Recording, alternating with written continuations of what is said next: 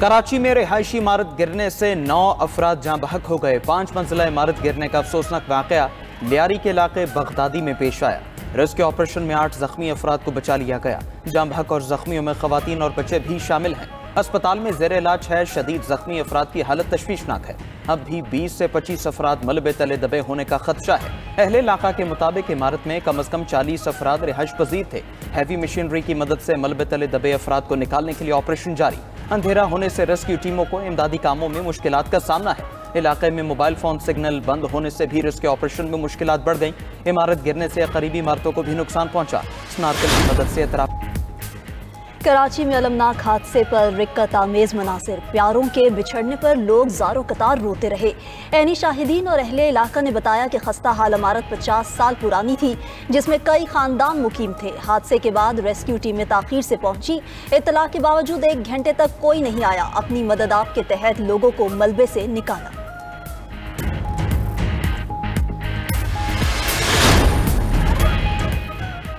कराची में मखदूश इमारतें गिरने के वाक़यात पर सिंध बिल्डिंग कंट्रोल अथॉरिटी की कारकर्दगी पर सवालात उठ गए। SPCA मखदूश इमारतों को खाली क्यों ना करवा सकी? क्या SPCA का काम सिर्फ नोटिस देकर वापस चले जाना है? कराची में मखदूश इमारतें गिरने के बाद अब तक क्या इक़दाम उठाए गए? शहर में मखदूश इमारतें खाली करा के रिहायशियों को मुतबादिल जगह देने का क्या इंतजाम किया गया? कसीर मंजिला इमारतों की तामीर पर पाबंदी है तो रातों रात ऐसी इमारतें कैसे खड़ी हो जाती हैं? गैर कानूनी तामीरात पर SPCA कोई इक़दाम क्यों नहीं उठाता? कराची में कसीर मंजिला गैर कानूनी इमारतों की तामीर पर सिंध हाई कोर्ट SPCA को करप्ट तरीन इदारा करार दे चुकी है।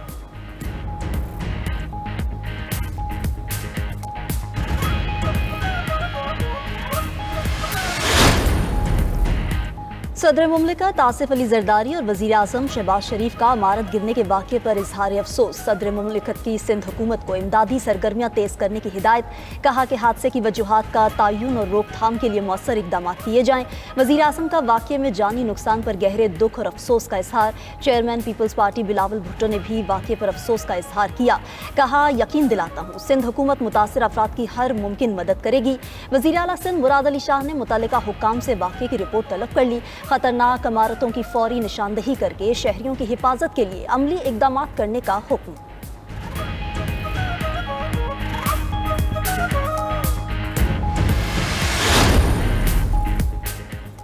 पाकिस्तान का पानी रोका तो ये जंग के मुतरादिफ होगा। वज़ीर आज़म शहबाज शरीफ ने एक बार फिर भारत को खबरदार कर दिया। अज़रबैजान में इक्तिसादी ताउन तंजीम के सरबराह इजलास से खिताब करते हुए वज़ीर आज़म ने कहा कि पानी 24 करोड़ पाकिस्तानियों की लाइफ लाइन है। भारत का पानी को हथियार बनाना खतरनाक है। किसी कीमत पर इस तरह की जारियत की इजाज़त नहीं दी जा सकती। सिंतास मुआहदे की खिलाफ वर्जी नाकाबिल कबूल है। वज़ीर आज़म ने मजीद कहा कि बदअमनी पैदा करने वाली क़ुव्वतें अपने मकासद में खित्ते में अदम इस्तेहकाम चाहती हैं। ईरान पर गैर कानूनी और गैर मंतकी इसराइली हमले इस रुझान का मुजाहरा थे। वज़ीर आज़म शहबाज शरीफ की अज़रबैजान के सदर इल्हाम अलियोव से मुलाकात।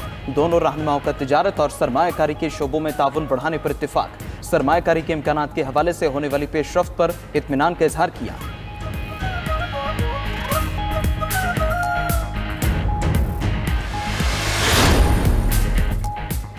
वज़ीर आज़म शहबाज शरीफ की अज़रबैजान में आलमी रहनुमाओं से मुलाकातें। वज़ीर आज़म की तुर्क सदर रजब तैयब उर्दवान से मुलाकात। दो तरफ़ा ताल्लुकात और अहम इलाकाई पेशरफ्त पर तबादला ख्याल किया गया।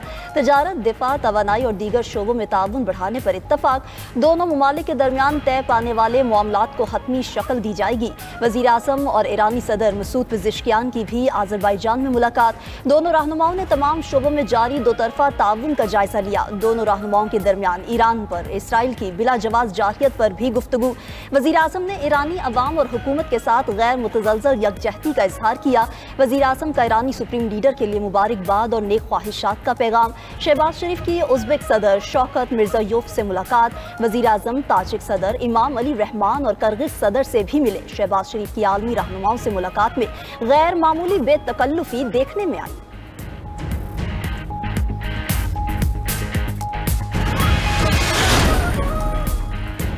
जंग के दौरान पाकिस्तान को हमारी तैयारियों का पता था। पाकिस्तान जानता था हमारी फौज कहां कहां मौजूद थी। भारतीय deputy army chief Rahul Singh का एतराफ। ऑपरेशन सिंदूर पर ब्रीफिंग देते भारतीय डिप्टी आर्मी चीफ ने कहा कि DGMOs की मुलाकात में पाकिस्तान ने भारत को वार्निंग दी। पाकिस्तान ने निशानदेही की कि वो जानता है हम कहां कहां मौजूद थे। ऑपरेशन सिंदूर के वक्त हमारी फौज असलहा और बारूद भी इकट्ठा नहीं कर सकी। इसराइल की तरह हमारे पास आयरन डोम मौजूद नहीं। मुल्क बड़ा होने की वजह से मजबूत एयर डिफेंस पर बहुत पैसा खर्च होता है। अपने मुल्क में ड्रोन्स बनाते तो ऑपरेशन सिंदूर की कहानी मुख्तलिफ होती। गैर मियारी और असलहे की देर से फराहमी पर हमें बहुत नुकसान उठाना पड़ा।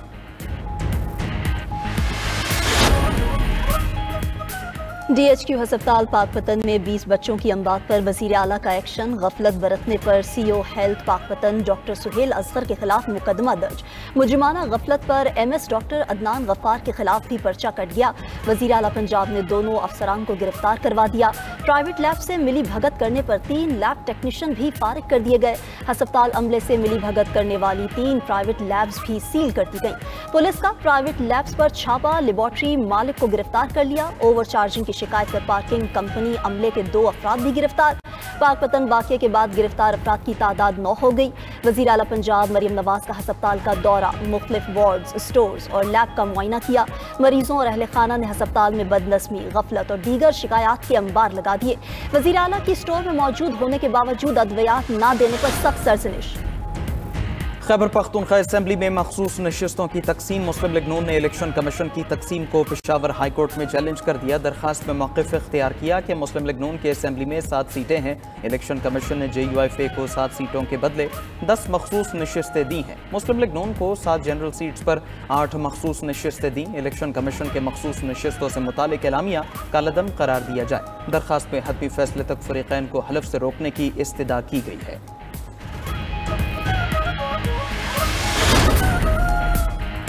खैबर पख्तूनख्वा में सेनेट नशिस्तों पर 21 जुलाई को मैदान सजेगा। खैबर पख्तूनख्वा की 11 सेनेट नशिस्तों पर इंतखाबात का शेड्यूल जारी। सेनेट की 7 जनरल, 2 खवातीन और 2 टेक्नोक्रेट की नशिस्तों पर मुकाबला होगा। इलेक्शन कमीशन नोटिफिकेशन जारी कर दिया। इलेक्शन कमीशन ने 2 अप्रैल 2024 को KP असेंबली में सेनेट इलेक्शन मुलतवी किए थे।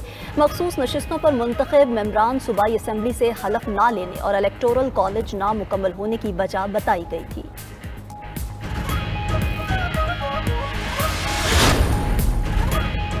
9 और 10 मुहर्रम को पंजाब भर में तूफानी बारिशों की पेशगोई। पंजाब, खैबर पख्तूनख्वा, बलूचिस्तान और आज़ाद कश्मीर में बादलों के डेरे। लाहौर समेत मुख्तलिफ इलाकों में बूंदाबांदी। 5 से 10 जुलाई के दौरान मुख्तलिफ इलाकों में शदीद बारिशों की पेशगोई। दरियाओं में पानी के बहाव में इजाफा मुतवक्के। नदी नालों और बरसाती नालों में सैलाबी सूरत हाल का खदशा। पहाड़ी इलाकों में लैंडस्लाइडिंग का खतरा। शुमाली और वस्ती पंजाब के शहरी इलाकों में अर्बन फ्लडिंग का भी इम्कान।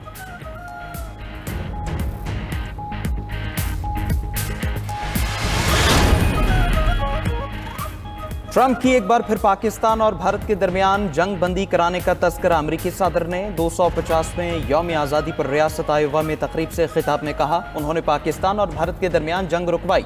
पाकिस्तान और भारत दोनों एटमी ताकतें हैं, उनसे कहा जंग की तो तिजारत नहीं करेंगे। ट्रंप ने खुद को अमन के नोबेल इनाम के लिए बेहतरीन उम्मीदवार करार दे दिया। कहते हैं उन्होंने 5 ममालिक की जंग रुकवाई। सहाफ़ी के सवाल के जवाब पर अमरीकी सदर ने कहा, हमास से जंग बंदी मुआहदे का अगले 24 घंटे में मालूम हो जाएगा।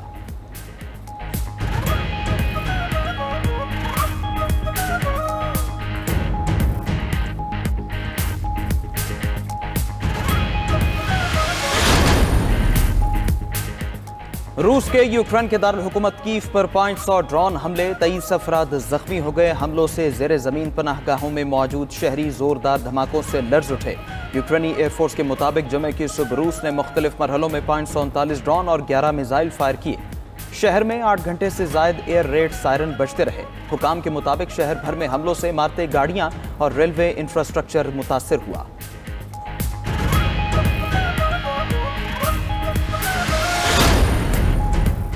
रूस ने अफगान तालिबान की हुकूमत को तस्लीम कर लिया। रूस ने अफगानिस्तान के नए सफ़ीर की असनाद भी कबूल कर ली। अफगान वजारत खारजा की भी पेशरफ्त की तस्दीक। कहा कि रूस के काबुल में सफ़ीर ने अफगान वज़ीर खारजा से मुलाकात में मॉस्को हुकूमत के फैसले से आगाह किया। अमीर खान मुत्तकी कहते हैं रूस के इस जुर्रतमंदाना इकदाम की कदर करते हैं। रूस का इकदाम दूसरों के लिए भी मिसाल बनेगा। रूस अफगान तालिबान हुकूमत को तस्लीम करने वाला पहला मुल्क है।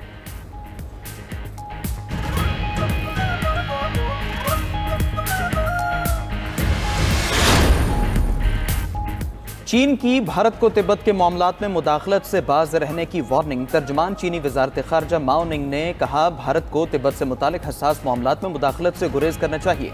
तिब्बत की नाम नहाद हुकूमत एक अलहदगी पसंद सियासी गिरोह है। तर्जमान ने कहा, भारत तिब्बत को बुनियाद बनाकर चीन के दाखिली मामलात में मुदाखलत बंद करे।